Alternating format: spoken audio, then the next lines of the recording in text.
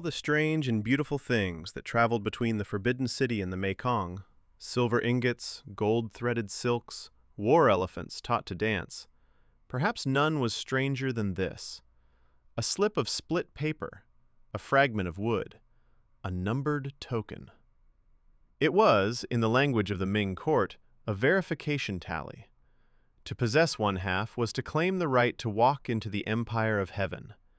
To match it against the half held in Beijing was to be recognized, for a moment, as part of the family of nations. This is the story of the chain that bound the dragon throne to the kingdom of 1,000,000 elephants. It is a story told in textiles and ivory, in rituals of submission and acts of strategic survival. And it is a story that begins not with armies, but with a piece of paper, broken in two. To understand why a kingdom in the highlands of mainland Southeast Asia would send elephants and rhinoceros horn across 2,000 miles of mountain and jungle, you must first understand a single sentence, a phrase carved into the spine of Ming political thought. Tianxia, all under heaven.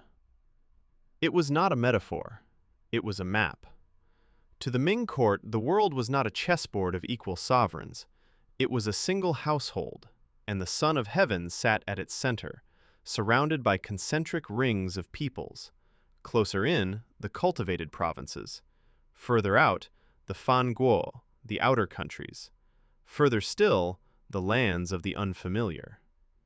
A political scientist might call this a hierarchical international order. A cultural anthropologist would recognize it as something older, the projection of kinship language onto strangers. Family, brothers, distant relations. The vocabulary of the household scaled up to govern a hemisphere. The mechanism that translated this cosmology into a workable system of statecraft was the tributary system, Chao Gong.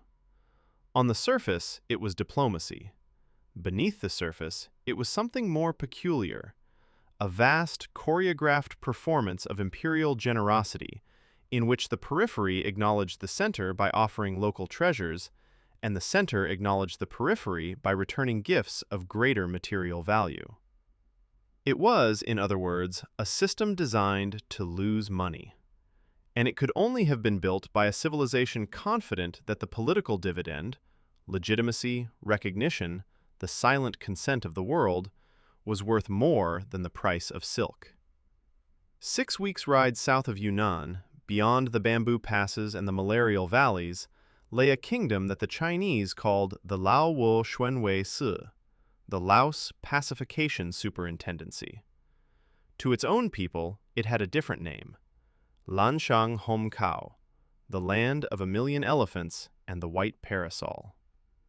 The archaeological record of 15th century Lan Xang is sparser than its neighbors, its monuments built often of wood and laterite that have surrendered to the climate. But what remains is suggestive. Monastery foundations, royal stupas, the great earthen ramparts of a fortified capital. This was not a tribal confederation, it was a state, Buddhist, literate, agriculturally rooted in the wet rice paddies of the Mekong terraces, and acutely aware of its position on the map. And that position was dangerous. A kingdom hemmed in by predators must choose its protector carefully.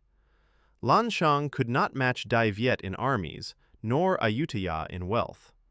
What it could do, and what it did with calculated regularity, was reach over the heads of its rivals and place itself, ritually, beneath the umbrella of the only power they all feared. Sending tribute to the Ming was not, as it has sometimes been imagined, the humiliating obeisance of a small state to a great one. It was a strategic instrument. It was, in the cold logic of statecraft, an insurance policy, paid in elephants and rhinoceros horn, redeemable in imperial protection. The system bound Lan Xang to the wider world in a second way as well. Once admitted to the tributary register, the kingdom was plugged in. Its caravans entered the southwestern arteries of the Silk Road. Its goods circulated as far as Persia. Its rulers received the courtesy of an emperor whose name was known from Java to Korea. For a small mountain state, the tributary system was geopolitics, trade policy, and prestige economics fused into a single annual ritual.